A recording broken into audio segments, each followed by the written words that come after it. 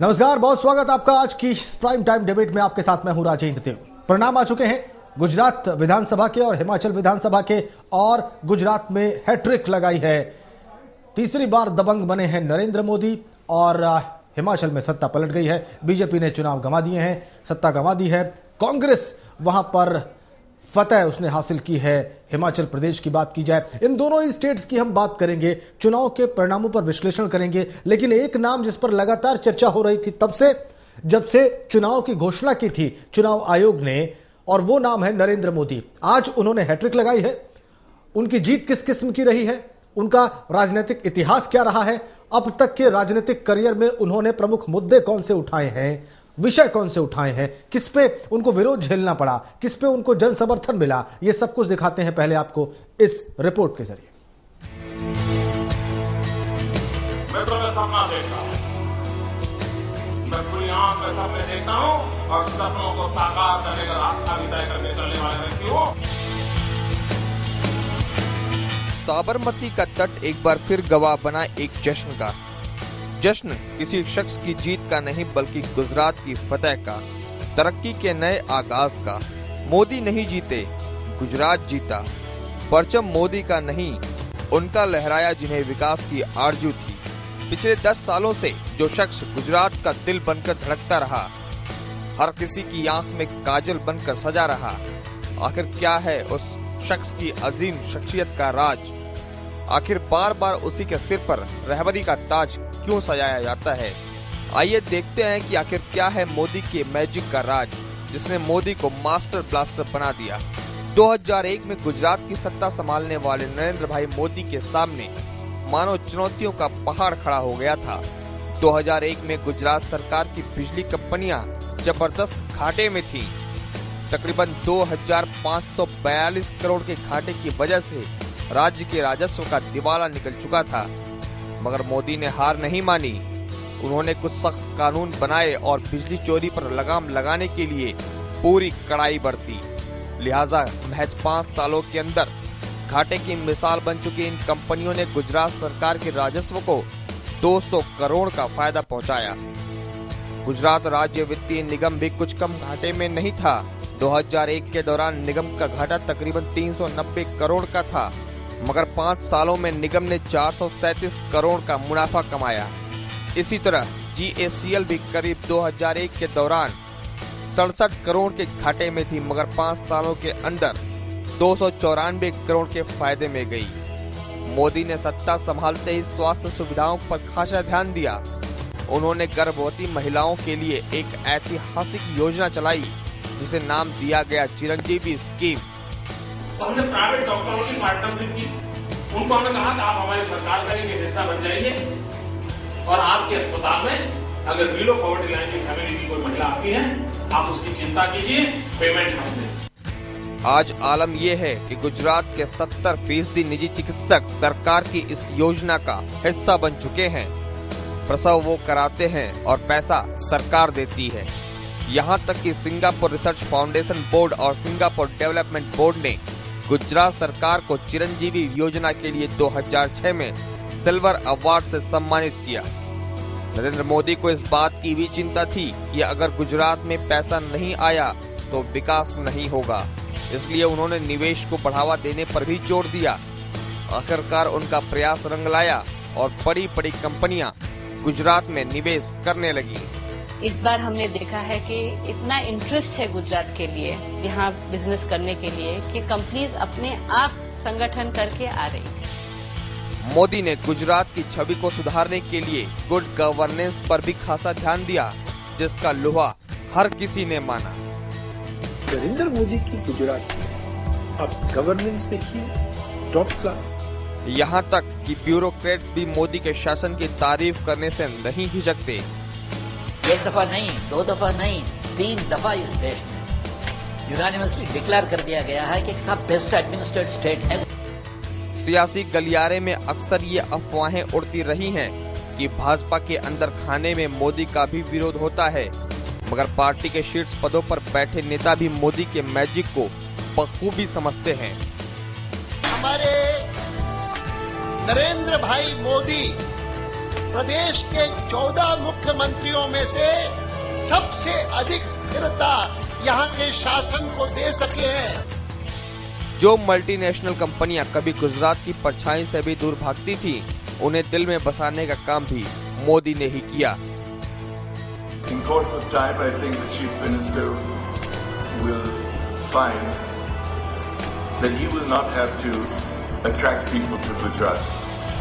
The question will be, you're stupid if you're not here. देश की अर्थव्यवस्था पर पैनी नजर और पकड़ रखने वाले विशेषज्ञों का भी यही मानना है कि गुजरात हर तरह से एक बेहतर राज्य है।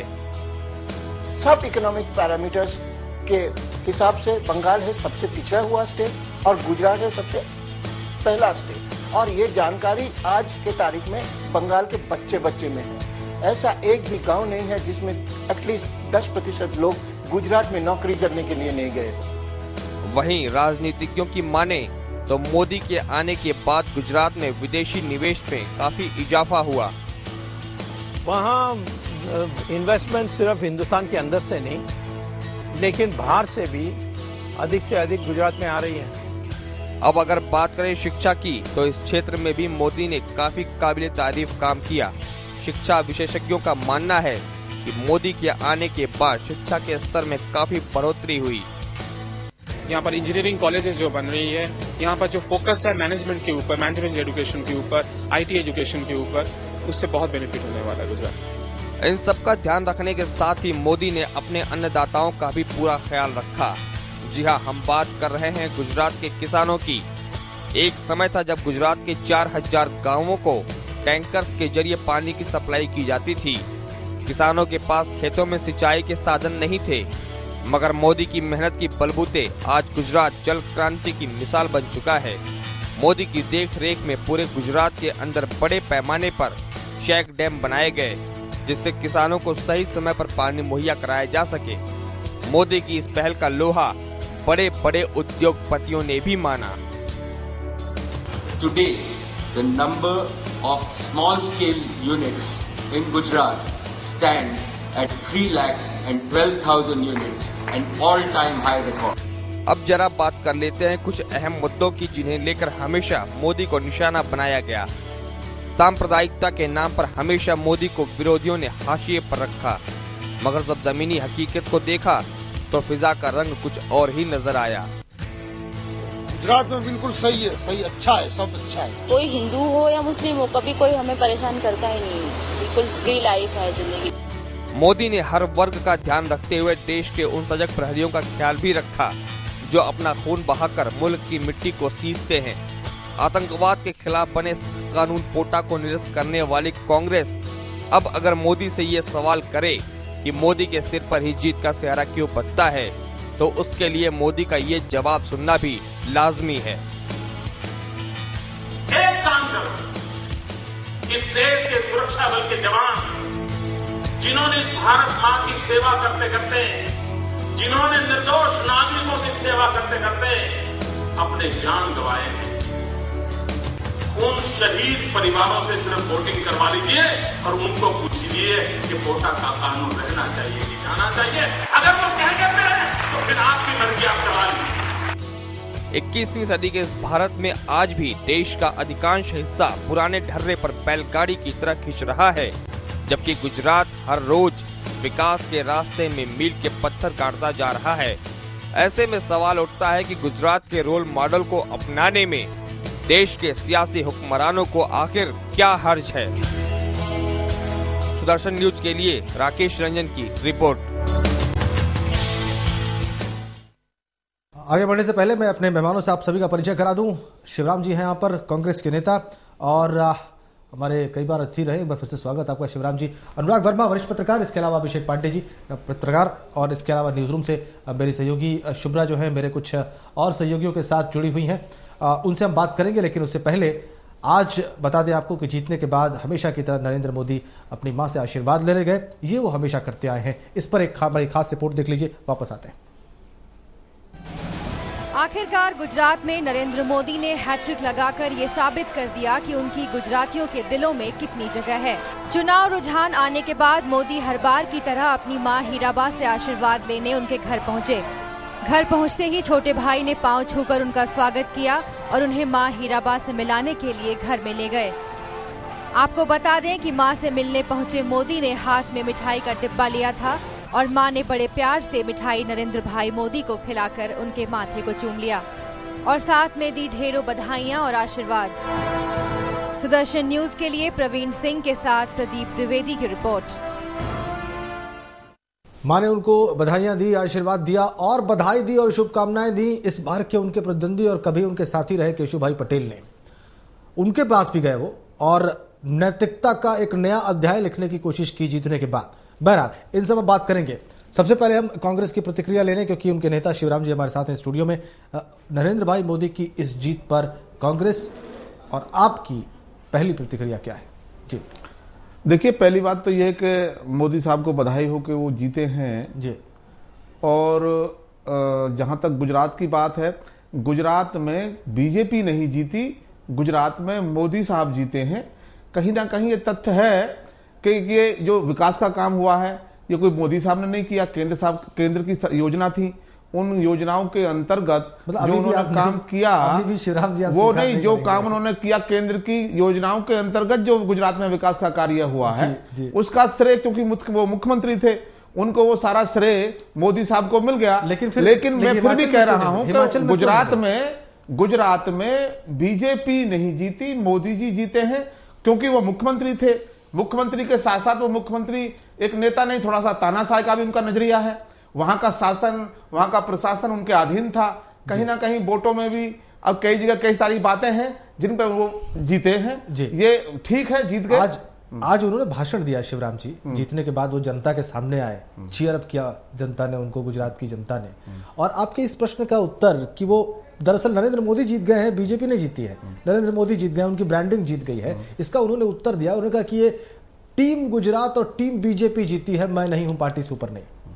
ये उत्तर देने की उन्होंने कोशिश, ठीक है, उन्होंने कहा है। बाकी जो मैं कह रहा हूं आपसे, मैं पुनः कह रहा हूं कि गुजरात में बीजेपी नहीं जीती। देखिए, 2 राज्यों में बीजेपी की सरकार थी, हिमाचल में थी, तो गुजरात में थी। गुजरात में हमने हिमाचल तो हमने ले लिया, गुजरात तो कांग्रेस ने ले लिया, हिमाचल रह गया, कोई बात नहीं। लेकिन वो किसी कारणवश उसमें कहीं ना कहीं कोई तथ्य है, उसका कांग्रेस, जो हमारी कांग्रेस हाईकमान है, उस पर थोड़ा सा वो भी निर्वाह करेंगे, ये देखा जाएगा। और अनुराग जी पक्का कुछ कहना चाहते हैं? जी, ऐसा है कि जितने भी राष्ट्रीय दल होते हैं, एक मैं जनरल ट्रेंड और पैटर्न बता रहा हूं कि जितने भी राष्ट्रीय दल होते हैं, पिछले आप कितने भी सालों का इतिहास देख लीजिए, बड़े दल से कितना भी बड़ा कद्दावर नेता हो, बहुत बड़े बड़े नेता हुए जो जिनका अपना कद इतना बड़ा हो गया कि उन्हें एक लिमिट के बाद लगने लगा कि पार्टी छोटी हो गई, वो बड़े हो गए।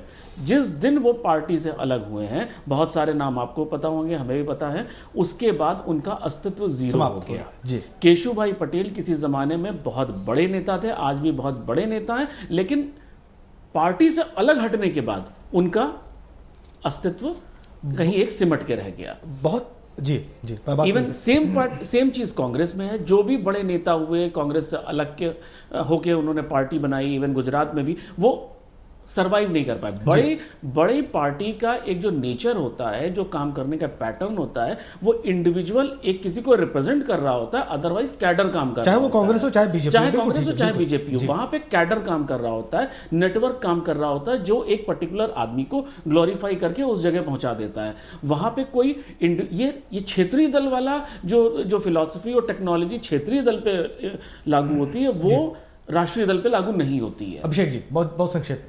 बहुत अच्छी बात कही इन्होंने, अनुराग जी ने, सही बात, मैं भी इससे सहमत करता हूँ कि शुरुआती दौर में तो एक पुशिंग जो होती है, पुश करके किसी को भी ब्रांड बना दिया जाता है, उसी तरह से नरेंद्र मोदी। लेकिन इस चुनाव में, गुजरात के चुनाव में, नरेंद्र मोदी जी के कामों की समीक्षा की गई है, जनता ने की है, उसके आधार पर उन पे लोगों ने वोट दिया है, विश्वास जताया है, उसका ये नतीजा है। अच्छा, काम के ज्यादा से ज्यादा एक चीज मैं और उसे क्रेडिट देना चाहूंगा कि मतलब इनफैक्ट वो कांग्रेस को क्रेडिट जाता है कि कांग्रेस पिछले कुछ सालों से गुजरात में एकदम नॉन एग्जिस्टेंट हो गई। बिल्कुल सही बात है, ये बात मैं भी सहमत हूं इस बात से।